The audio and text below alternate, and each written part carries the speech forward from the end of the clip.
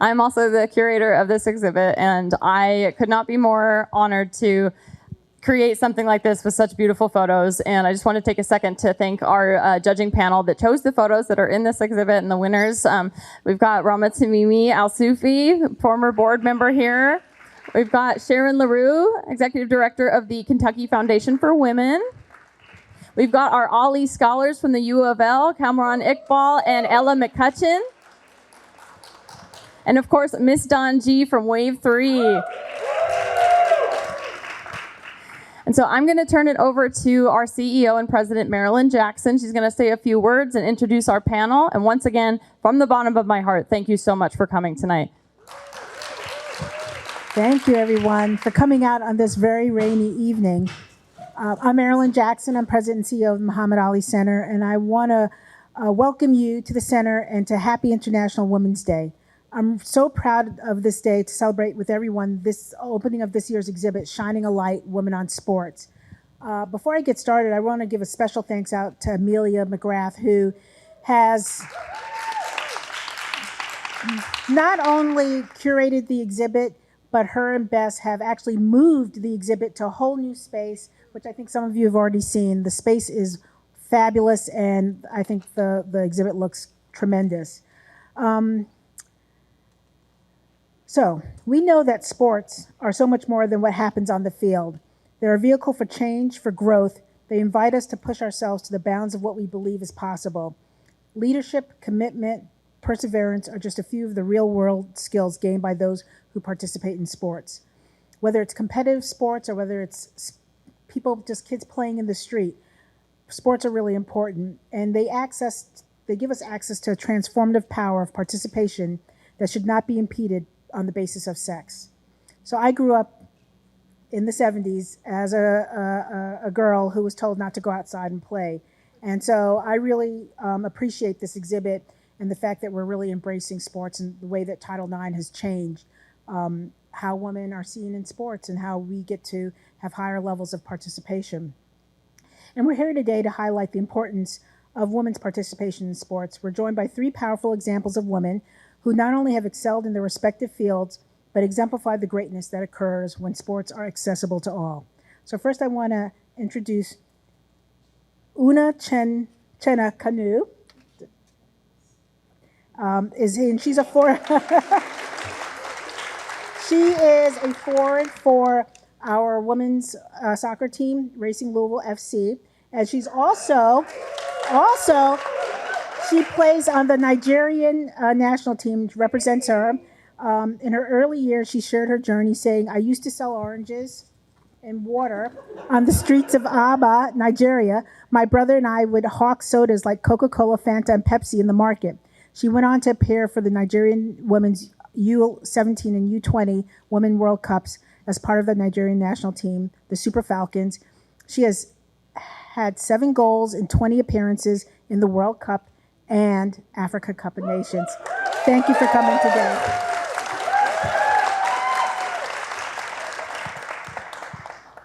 I'd also like to introduce Dr. Mary Holmes, who's a professor at the University of Louisville and a leading authority on sports administration. She authored over 175 journal articles and book chapters, including Article 30.5 of the United Nations Convention on the Rights of Persons with Disabilities. She received recognition for her advocacy for women and people with disabilities in sports. She's worked at 4 Paralympic Games, was celebrated as a woman in sport pioneer at her alma mater, Notre Dame, and played in the very first Notre Dame intercollegiate softball game. Thank you for joining us today. Finally, we have President Tori Murden-McClure. She's an explorer, an author, and since 2010, the president of Spalding University. She was the first woman and first American to solo row across the Atlantic Ocean. In 1999, she was also the first woman and first American to ski the geographic South Pole. I'm also proud to say that she's also the first full-time employee of the Muhammad Ali Center. So please welcome Tori. And finally, Dawne Gee. She's a Wave 3 news anchor, a philanthropist, and a daughter of greatness for the Muhammad Ali Center. Thank you for moderating this panel. So I'll let you guys get started. Thank you so much. I was never very athletic, I guess. You know, when I played basketball, I was like, stop checking me. Get away from me. Stop it. I was a cheerleader, though, because my mouth is so big. I love these women that are here. I appreciate them so much.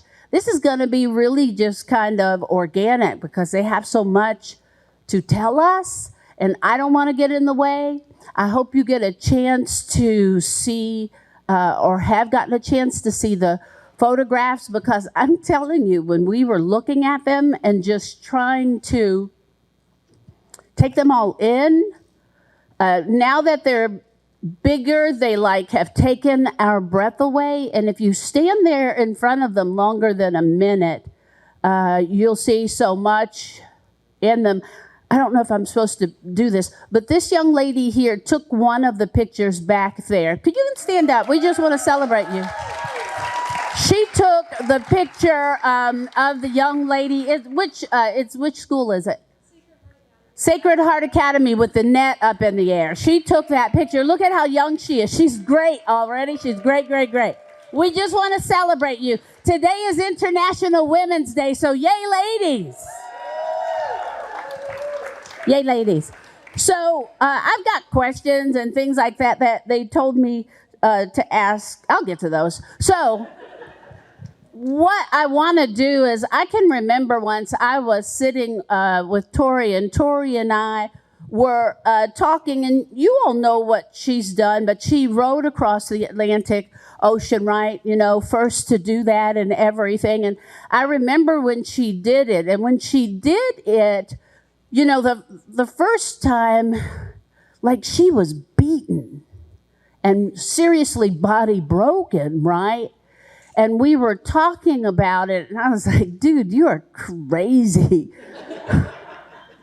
Right? Like, what is wrong with you? And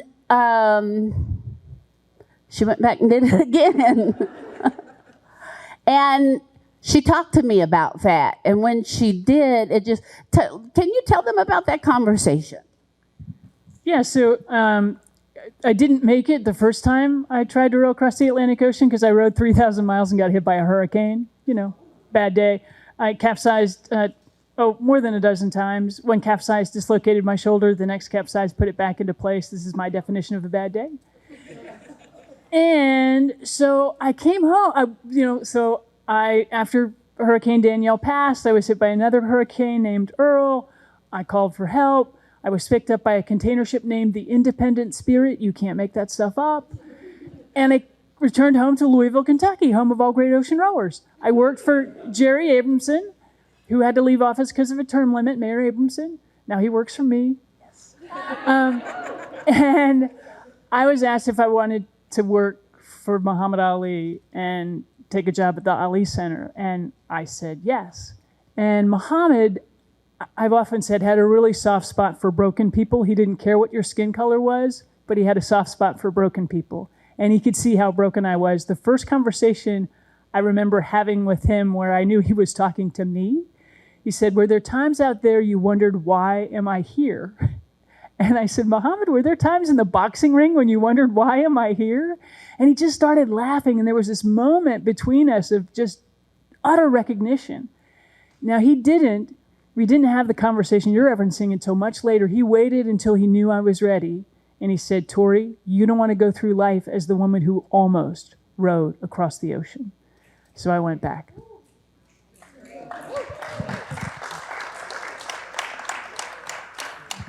I'm freezing. It's not that cold in here. I got chills. And you did it. And I did it, yeah. How'd that feel, though, when you did it? It felt good. And you can't spend 2.5 months alone in a rowboat if you're not an introvert, right? So I come back to Louisville, and I had ideas of coming back to work for the Ali Center, but there were all these events with Muhammad and me, and I got married right after I finished the row to Mac McClure, still married to him, thank you very much.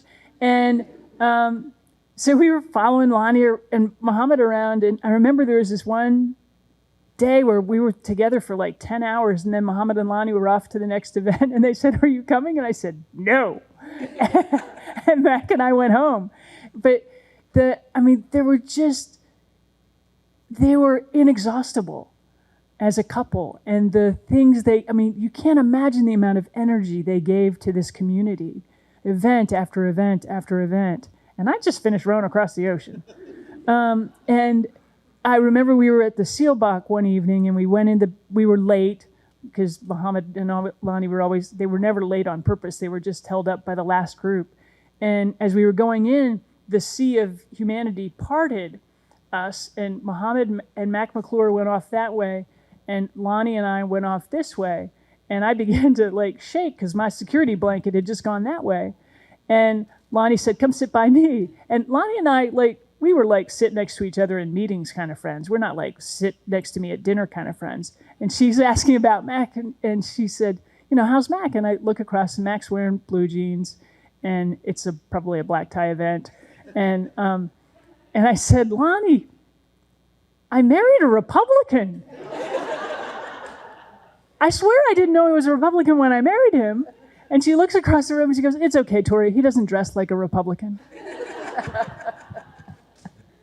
So that brings me to a question.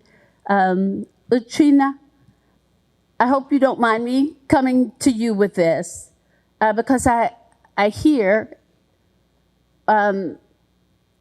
with the selling oranges and I saw you weren't expecting that. You were like, "Oh no, the oranges again." With the oranges and the sodas. Can you talk about the barriers that you experienced, whether it be in life and in sports, and to getting where you are? Because we see you and we go, "Superstar," right? Right? Superstar. What do you want to share? Because I hear about, I knew about Tori's because we talk, but talk about the burdens in sports or what you want to share. First of all, I just wanted to thank you for having me here today. It's an honor to be here, and it's my first time on a panel like this, and I'm super honored, and I'm a little bit nervous, but it's been a great journey for me. There's been a lot of ups and downs. Growing up as a little kid in Nigeria, it was tough. There's not so many things to do as a sports person, as a female sports person. There's not so many opportunities. It's always limited when it comes to women. Growing up, the orange part. So my mom would buy oranges and of course send me and my brother to hawk them on the streets, just to help with the family, to feed and just survive in general. And that's how I started. I was doing that with my mom, my brother. My mom would just stay at a spot, and then I would hawk with my brother and come back and forth to do that just throughout the day after school. I did that for a very long time. In sports, I saw myself liking the sports. I mean, I was born playing soccer, but I just never had the opportunity to play that much. Especially my dad didn't really support me that much, but my mom was always there supporting me, and she would tell me a story about how she would score goals with her head, and I was like, wow. And at some point I'm like, yeah, it's all one of those stories that moms tell that are sometimes true and they're not. but I thought, she was very serious about it, and she was supporting me. She bought me boots to play, and just was there the whole time. But my dad wasn't really supportive of it. And I just felt it's, again, one of those things or one of those times where not all the parents will support the kids with whatever they choose to do. So, but since my mom was doing that, it was supporting me, so I kept going. I kept playing, and I would run out the streets with no shoes, with boys every day. Coming back, my dad would yell at me, and then I'd be like, well, I just love this sport. I'll have to do it again. And then tomorrow I'll do the same thing again and again. At some point, a coach picked me up in Nigeria. I was born and raised in the city of Aba, Abia State, Nigeria. In the streets of Aba, a coach picked me up, and I was going to training back and forth. Long story short, through that coach, I was picked to play on the national team, the U17. I went on a trial, and I didn't make it, and I came back, and I was like, oh, it was a sad moment for me. And another time came for that opportunity, and I went again. And this time I made it to the World Cup, the U17 in Costa Rica 2014. And that's huge, right? Of course, that's a dream. So on the same year, I went to the U20s as well, U20 World Cup in Canada in 2014. Coming back from that, that following year, I got calls from, coaches, like from a guy, randomly a guy sent me a message from Facebook. And then he goes, Uchenna, I got an opportunity for you to go to school in the US. It's a full ride scholarship for you. I'm like, who is this person? I thought it was a scam, I didn't know it was real. I was like, no, go away. That's random. You don't just see that anyhow. So he kept doing that for almost 9 months to 10 months. I kept saying no. At some point, he kept calling on Messenger, like, hey, this is opportunity for you. So I was like, all right. Since they were not asking for money, if it was a scam, they would be like, oh, you have to pay for this and pay for that. So nobody has said that to me. I was like, all right, let's see what they have. And then boom, it was a scholarship for me to go to school in the U.S. At Southeastern University. He said the coach there at the time had seen me play in the World Cup, the U17 and U20s, and he reached out to him to find me. That's how I got a full ride to go to Southeastern University in Lakeland, Florida, and that's how my journey started outside Nigeria. And in 2016, I got into school at Southeastern, and I started school, and then after that, God helped me. I did well in my collegiate career, and then I immediately signed a contract after college to play in Sevilla. From Sevilla, I played in Linköping's FC in Sweden, and then I played in Mexico, and then now I'm with Racing Louisville, and I'm super, super honored and excited to be here.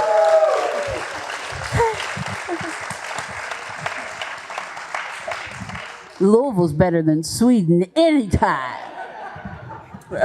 Anytime.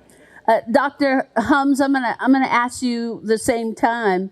What have you experienced? Whether you want to talk about from when you were young coming up, what did you face? Thank you, and thank you again to the Ali Center for having us here and being surrounded by these wonderful people and by all of you. Thank you for coming out here tonight. Yeah. I grew up, I'm from northern Indiana, up by South Bend. Some of you know where that is, about 300 miles straight north. And I grew up the youngest of three, but I had two older brothers. So if I wanted to do anything, whoever had to keep up with their older brothers? All right, you know what I'm talking about, right? All right, and we lived in the country, and we had a field next to us that was between our house and my grandparents' house. My grandparents had immigrated in from the old country, and they had a farm, but we had a field there. And it wasn't really level, it was kind of like that. But I learned to play shortstop like that. Like I had one leg shorter than the other, But my dad had been in his younger days, had been a softball and baseball player. And so he would hit ground balls and fly balls to my brother and I until it got dark. And that was where my first memory of sport is with my brothers and with my father, who was supportive, but to an extent. I was still of the age and of the, I was going to say vintage, you know what I'm talking about, of the vintage where girls didn't do certain things. And unlike my brothers, they both got to play Little League Baseball. So I would get to go and watch them. They had uniforms, they had new mitts, and I used to chase the foul balls. And I would chase those boys for those foul balls and grab it, and I would throw the baseball back in so they would notice me. But I was a girl, so it didn't matter, right? But anyway, I went on to become a softball, so I chose softball then as my sport, and I went on and did pretty well in that, ended up in the Indiana Hall of Fame for that. So I showed them. Yeah, I showed them. but it was the influence of my family that they were supportive. I was also very fortunate. I was just a post-Title IX high school athlete. And I did go to one of the Catholic schools up there, Mishawaka Marian High School. And we had a pretty good sports program for girls. So I was very fortunate that way to be able to participate in sport, in organized sport finally get that uniform with my name and a number on it that I hadn't had before. And that I looked to my high school sport. How many of you played high school sport? All right. Yeah. And maybe if you didn't play, how many of you ever watched high school sport? All right. That's everybody, especially here in Louisville, right? But I had that opportunity, and high school sport then allowed me to develop some skills that helped me go on to college and become a college athlete at the University of Notre Dame. And then while I was there, and I'm telling you the progression of how starting on playing in a field where it can lead you. When I was working when I was going to school at the University of Notre Dame, I was a work-study student because we qualified for that. My job was in the athletic department, and I worked with the coordinator for women's athletics. And so my job was, she gave me a lot of responsibility, like scheduling games, scheduling officials.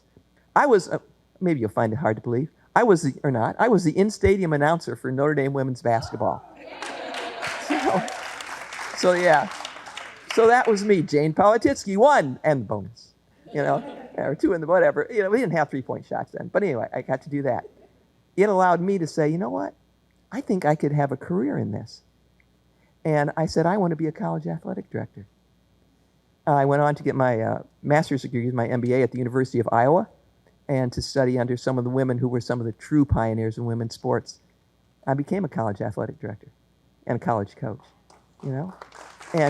But that's how it started. And then I left that area and I went into academia because I always liked the teaching part of coaching. And now I have the good opportunity to work at the University of Louisville to teach in the sport administration program and to influence the lives of young men and women, of course, of women. We're talking about women tonight who want to go on and work as professionals outside the lines. And who really, I remind them over and over again of the power of sport. That when they become sport managers, that sport has the power to do 3 things. Sport has the power to inform, the power to empower, and the power to transform. And by given the opportunity to be a coach, an administrator, they have the opportunity, they have that power. I said, you're in my class, did you realize you walk out of this class all empowered? They're like, no. I said, well, have at it. It is your obligation to go out and do that. But we are so gifted in sport, aren't we? That we are in such an international industry that allows us to create opportunities and to use sport for social good, like we see here at the Ali Center.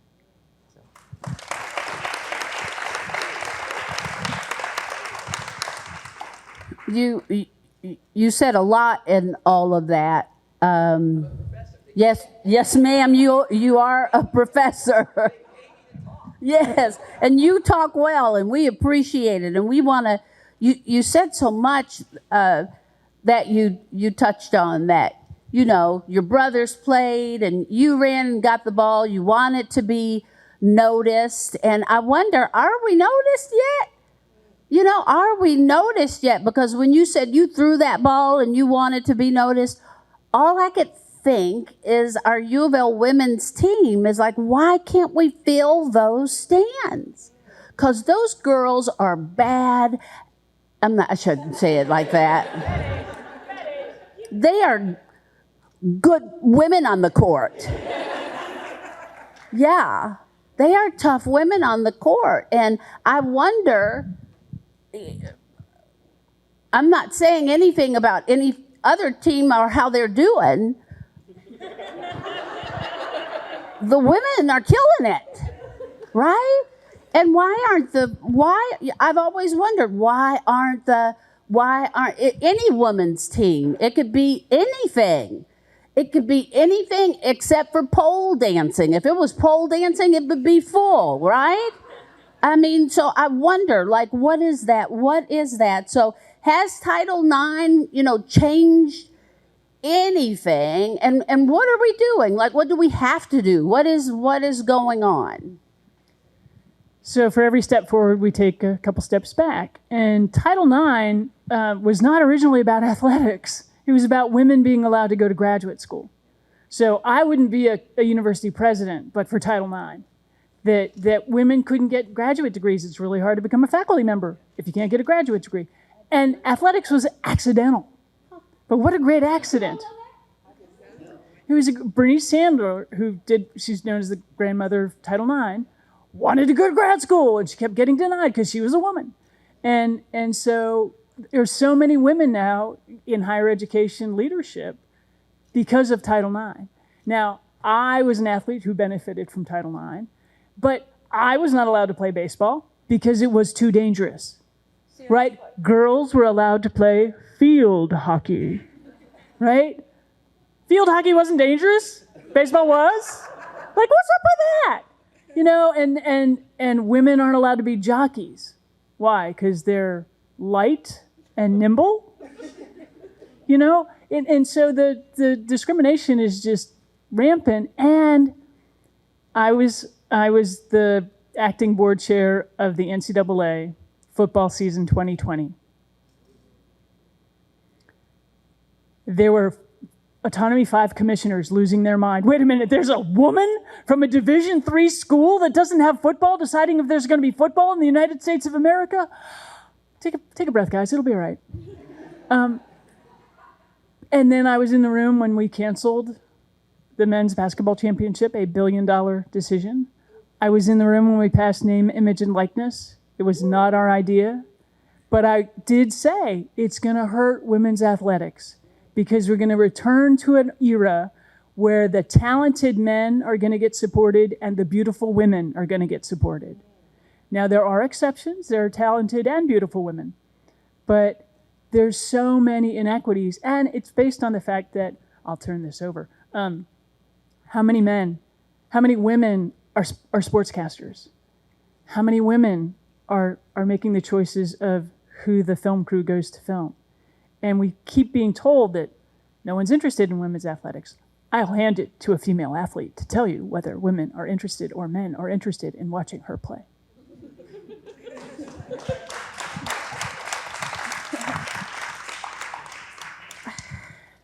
Well, yeah, it's always everywhere. Discrimination, it's everywhere, and it's still on right now. But I think it's grown so much better. In the sense that looking at, for example, women's football right now, soccer, it's grown really, like, it's been really great compared to what it used to be. And I think a lot of people have tried to invest more in women's football. And we've been, of course, advocating for that and praying that. When you win the World Cup, and men don't. And you ask for equal pay, and you get it. It's the one sport where they actually do get equal pay. Exactly. One area. Actually, in Nigeria, we are still fighting for that, but I feel like it's grown better. You know, like I said, a few teams, especially in Africa, they've been able to achieve that. But yeah, again, it's been growing, and we've been always calling on people, you know, private sectors, a lot of investors to look into women's football and how big is become, to help it even grow, you know, further. And I think it's been great, and I'm super honored to play sports and to be witnessing what's going on right now with women football, especially, and of course in general women's sport, and how we've been able to achieve what we've achieved so far. And we keep hoping that it keeps getting better and better. And we keep hoping to, of course, the equal pay part, that's a big part of it, because at the end of the day, we do the same job. Yeah, so hopefully we will get there, and yeah, we keep building from that. So.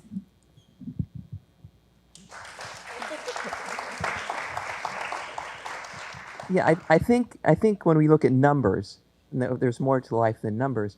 But when we look at numbers and the number of female athletes now, certainly that has jumped up. I was just reading today. I teach one of the classes I teach is international sport, And so I get a daily email of the business and governance of international sport. I just got one today that indicated that at Paris 2024 Olympic, not the Paralympic Games, but at the Olympic Games, it's going to be a 50-50 split male and female athletes. That's a first. And it's quite interesting because Paris hosted the Summer Olympic Games in the second Olympic Games in 1900, and that was where the very first women competed at the Olympic Games, and they made up, I think it was 2% of the athletes. Now it's, do the math, is that 124 years? Is that 124 years later? Yeah, it's a long time. Anyway, it's Paris again, and now they're at 50-50. So we've seen some growth in terms of numbers. You know, I teach sport administration, so we're putting people out into the management side. What I'm most concerned about is that while women have their place on the playing field, on the pitch, on the court, in the pool, are they in the corner office? Are they the ones who are making the decisions? We can't have the games and the sports without the athletes. Without the athletes, there's nothing to see here, right? But who's making the decisions about salary? Who's making decisions about media coverage? Who's making decisions about sponsorship? You know, that's the people who are in the offices. And that's where we need to see more women, is up in those. We need to see the women not in the uniforms, in the suits. That's where we need to see them. Not taking corners, but I know. Well, yeah, we want you taking corners, okay? But we want you in the corner office. You know, we want you in that C-suite. So that, I look at that and saying we need to do better there, because the number of women in leadership positions, it's getting better, but, I still look at my classroom and the majority of my students are men. But it's getting better. It's getting better. But I think that we have to look at where the power lies in sport and who's making those decisions and who has the power, who has the economic strings.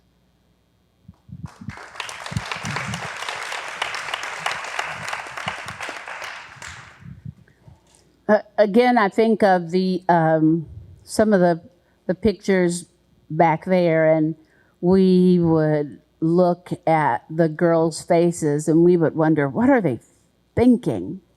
What does that face say? Is it determination?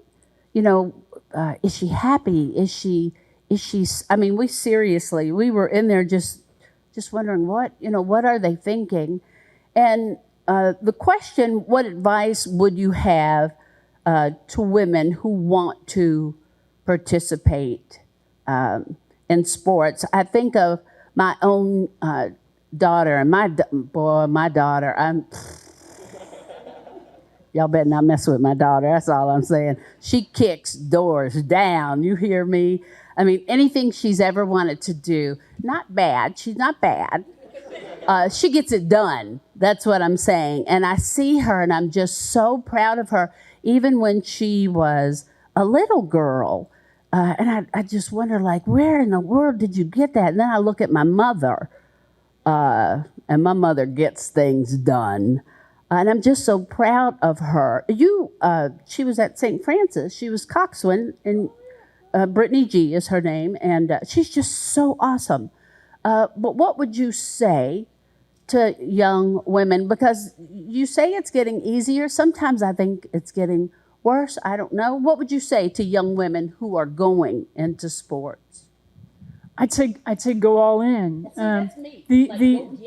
So there's this was this village in Hungary, and they made these beautiful carriages, and they were so beautiful they were called coaches.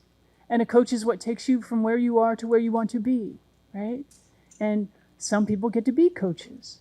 And my favorite picture in the exhibit, I shouldn't confess this, is at the top of the stairs. There's a woman who looks to be about my age. She's got a young man in a headlock. Be her. Grow up to be her. Right?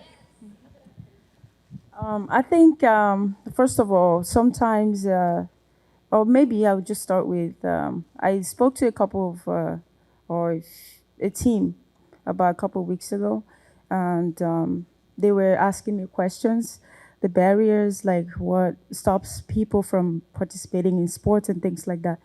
So my answer was, it comes down to our parents.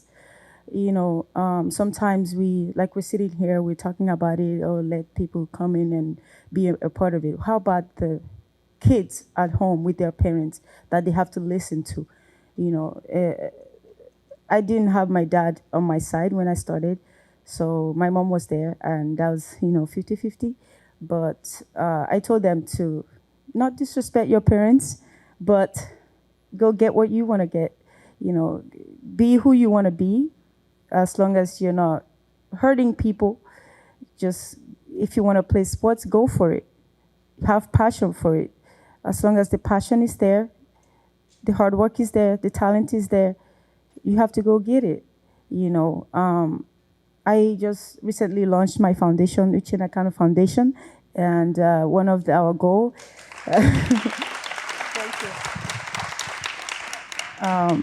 Thank you. One of our goals is to educate parents on how to support their kids, not to limit them, not to discourage them from participating in sport. And I was speaking to girls back home in this past December, and it's the same thing that we were talking about. We invited parents to be a part of it, and yeah, they learned from it. They've seen all the big things women are doing in sport, and they are willing to support their kids to be a part of it. So I think it comes down to our parents letting us be who we want to be and supporting us, giving us all the tools that we need to be good athletes and great athletes. And at the end of the day, we will end up being the stars that they are watching on TV, things like that. So yeah, our parents should be the number one stage. Yeah, I think. Thank you.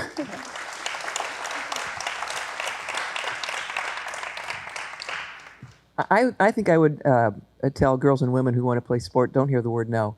Take that word out of your vocabulary and take it out now. You want to wrestle? Wrestle. You want to play polo? Play polo. You want to play Paralympic ice hockey? Play Paralympic ice hockey. What is it that you want to do? Don't hear no. All right? If it's in you, isn't it? All right? And it'll come out that you can do it. So as much as you can, embrace that passion, embrace that dream. And it doesn't matter what age you are. We're talking a lot of course, about getting young girls involved early. But some people come to sport later, don't they? And it's never too late. Or whatever whether you have an ability, like I happen to have a disability, right? I roll around in these wheels. But if you have a disability, you can play. You're a woman with a disability, you can play. An older woman, whatever. I better be careful there. All right. I'll just say older. How's that? Women. You can play. You can find your place. And that's what I would encourage people to do, is to embrace that. Don't hear no. Try something new. If you like it, great. If you not, try something else. And it's okay. Life's too short. Give it a go. And I would say give it a go. Yeah. Thank you. I told Dawne I have a quick Muhammad Ali story. So when Muhammad Ali's daughter Layla started to box, he was not happy about it. But she worked really, really hard, and she was really, really fast, and she was really, really pretty, kind of like her dad. And then she started to make money, and he's like, all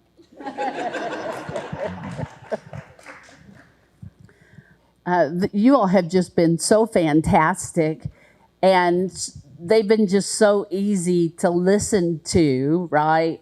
And I don't know if anybody's been like squirming in their chair going, oh, I wonder. Does anybody have a question at all? And don't be afraid to ask a question if you have a question.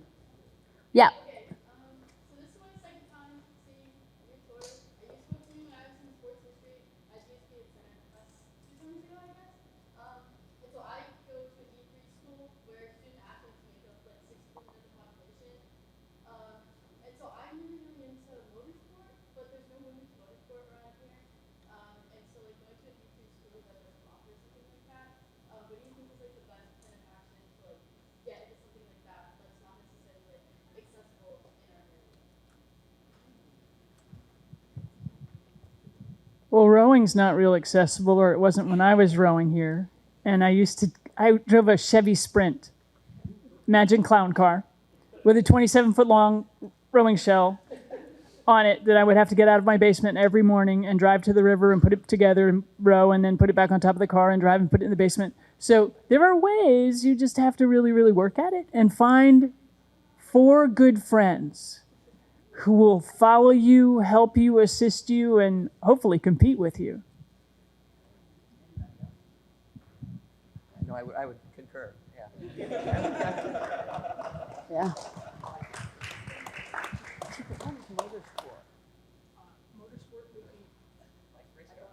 Race car? You like race car?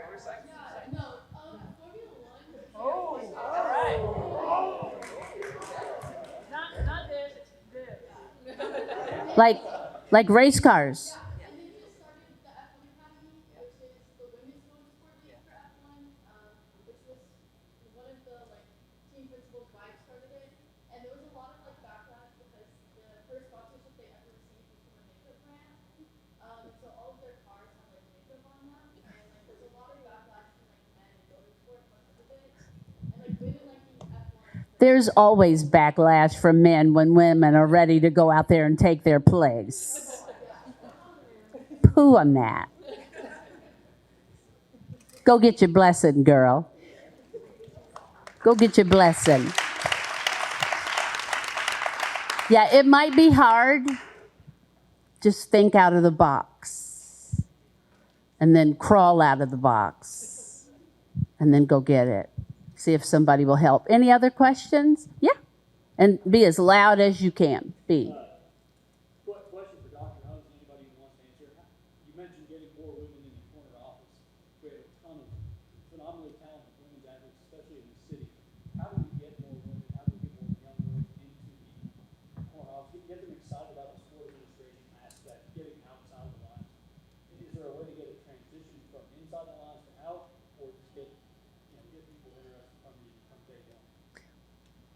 Well, a lot of the women who work on the administrative side and sport management side were athletes themselves, but a lot of them are not. A lot of them are just women who are interested in business, but are interested in sport as a business. So I think we have to engage not just the athlete, but the women who are fans. But then we have to make sure that they take their fan hat off, put their manager hat on when they get into the corner office. I think it would really help with athletes if they saw what happened behind the scenes. Because when you're an athlete, the bus pulls up. Oh, look, there's my bag. I pick it up. I get on. How'd that bag get there? Who ordered that bus? Right? I mean, so I think there needs to be ways that the athletes see what goes on behind the scenes, and that the sport just doesn't magically happen for them. But there's a lot that goes on, and it may be that it's not their bag. Just because someone is an athlete doesn't mean they want to work in sport, right? Someone who is an accountant might want to work in sport, okay? But I think we just need to let people know and let them see that we need the people behind the scenes, the ones who make the games happen. And, it's not glamorous. Now, I don't know, have any of you ever worked in sport? Okay, you have. Is it glamorous? Lauren, okay. Not just no, but and what'd you do? Okay, all right. So you saw that side. Again, very heavily male-dominated for sure. But just getting people to see what goes on and letting them know that, there is life after sport. Your athletic career is only going to last so long. And how do you want to keep it going? And women in sport, we like, I'm saying we like to know that we leave a legacy. All right, you're done with your athletic career. You go and you work someplace in the athletic department for a professional team. You now have the ability to leave a legacy for other girls and women in sport as well. So I think you can sell them on their impact. Yeah. Does that address it? Yeah, no, it's fantastic. All right. You got any women that that want to work in sport? Okay. I know she's trying to go back. I don't know. All right. Thank you. Thanks for the question. Well, and yeah. So there are two other pipelines. One is the NCAA has sort of a recruiting pool of women and minorities who want to be coaches, and they're ready, willing, and able, and they've been trained up, and they just need to get, if you're searching for a coach, contact the NCAA and get their roster of potential coaches. And the other thing, if you're in charge of, picking search committees, put lots of women on the search committee. If you fill the search committees with male trustees, they're going to pick a male coach. Every time. Yes, sir? Tori was talking about NIL, and basically the landscape of sports in the U.S. is changing so dramatically.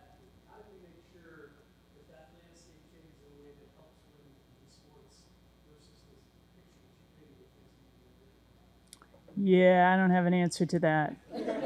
I was literally in the room, and I was the vice chair of the board of governors, and there were, I don't know, 35 states that were saying you've got to pay athletes, or you got to let them have money for their images, or you've got to do it. And we were asking the United States Congress for help. That's how desperate we were. And so we passed name, image, and likeness as a way to say, okay, the door is open. But as we did that, I was like, this is gonna hurt women's athletics because so much money is gonna come in and it is gonna be aimed primarily at the men. And I've been pleasantly surprised. The women are getting some money, but it's about the same percentage as, NBA players versus WNBA players. They get about 1/100th of what's going to the guys, and it's not okay. But I don't know how to fix it. I'm going to give it to Mary. Yeah, Okay, a momentary speechless professor. That tells you I don't either. Now I was all about that. An athlete owns their image, they own their likeness, they are entitled to profit from that.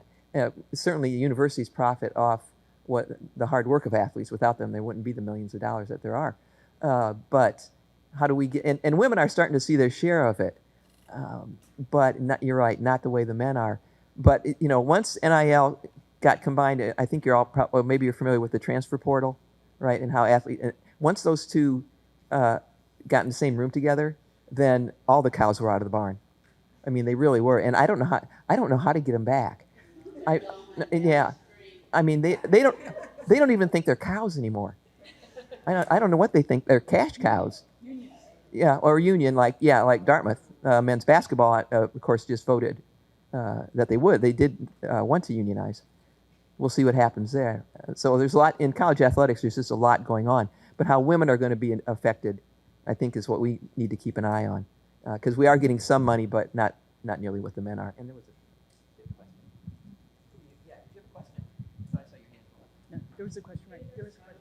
Okay, so I tell you what, I'm going to take these last two questions because she's telling me that I have to quit. Annie, what's your question? And then Tawana, I'll take your question. And then we're going to thank these brilliant, brilliant, brilliant women. Go, Miss Annie. So shouting out that one of the best referees in soccer in Kentucky is right here in the purple sweater.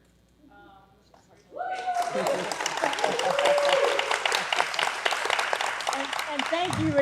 It is a thankless job, so thank you. Thank you. So I want to ask about women being an authority in men's sports. When Rachel goes out on fields that are all guys and she's making the calls and she gets more pushback. So I'm curious your take on that. And, That's a good question. Anybody? Do you want to answer it? I don't know if you like the answer. We don't have to like it. If you're not comfortable answering, you don't have to. If they have a better answer than me, then... Yeah, I explained to more than one athletic director that I wanted women coaching women's sports, and he's like, but I can't find any. All the usual nonsense. And then I was like, okay, you can hire a man to coach a women's sport if you hire a woman to coach a men's sport. And he looked at me like I was crazy, and I was like, this is the point. Yeah, and I think in the NCAA, less than 2% of coaches of men's sports are female. And they're usually coaching the women's team. It's always either it's swimming, track, or golf, because they can coach both at the same time. But I really do want to hear what our official has to. Again, only if you're. But again, whatever you're. And I know officials don't really like to be in the spotlight, but That's what they say. I don't know. I will just say mainly that I don't know if anyone's paying attention, but there was the first woman to referee a men's Premier League soccer game, the premier soccer league in the world, a few months ago. So that was a big win.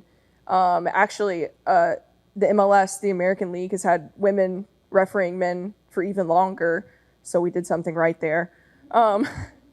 There's a lot of women officials that are starting to be able to referee more men at the international level, but mostly we're still contained to refereeing women's sports.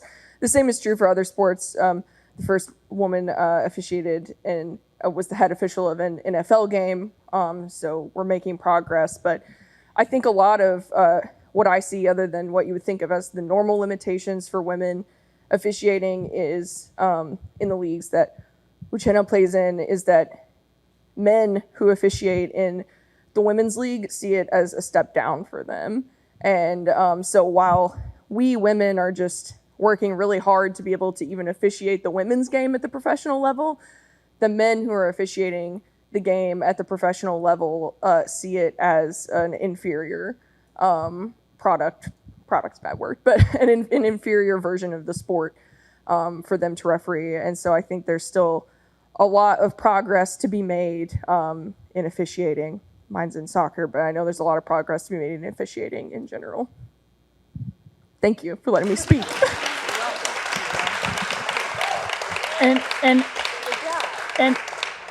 And truly, I want to say thank you, because there is a shortage of officials in every sport, but particularly in soccer. And fans are mean. So help police that, because it is not kind.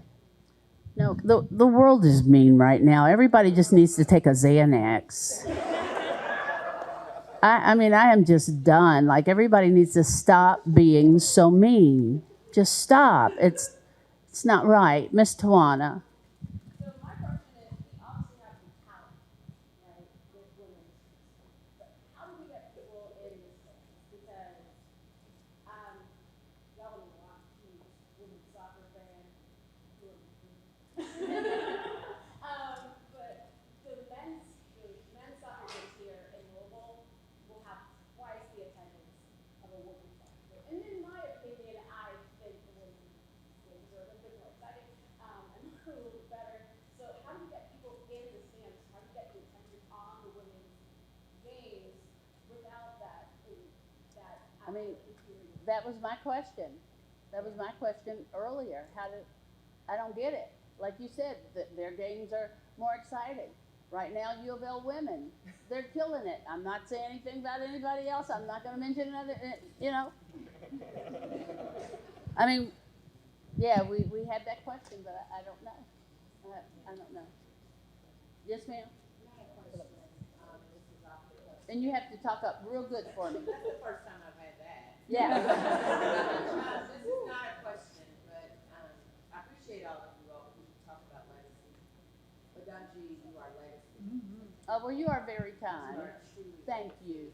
And so it's just an honor to see four beautiful women that are talking about being pioneers and being legacy and within their right on Women's Day. And for you to be the person to MC, it just makes it all the more better. Well, so, thank you. It's amazing. I just talk a lot.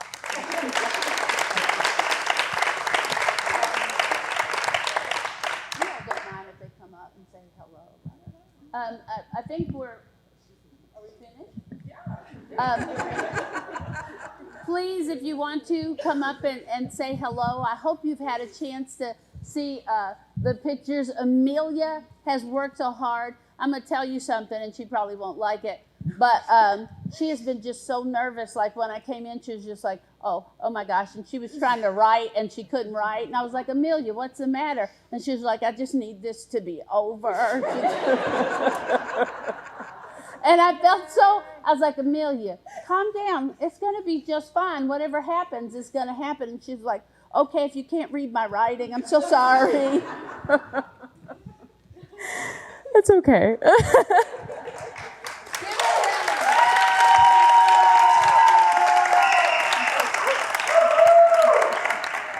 Thank you, Dawne. Thank you, Tori. Thank you, Uchenna. Thank you, Dr. Hums. Thank you all so much for taking part in this tonight. I learned a lot, and it's hard to take the compliment standing up here. But I just wanted to say thank you all again so much for coming tonight. I hope you've enjoyed yourselves. The exhibit is still open down the hall if you haven't had a chance to see it, or if you want to revisit some photos. We still have plenty of food and drinks left, so please help yourselves, engage in meaningful discussion and connection, and thank you so much. And happy International Women's Day, everybody!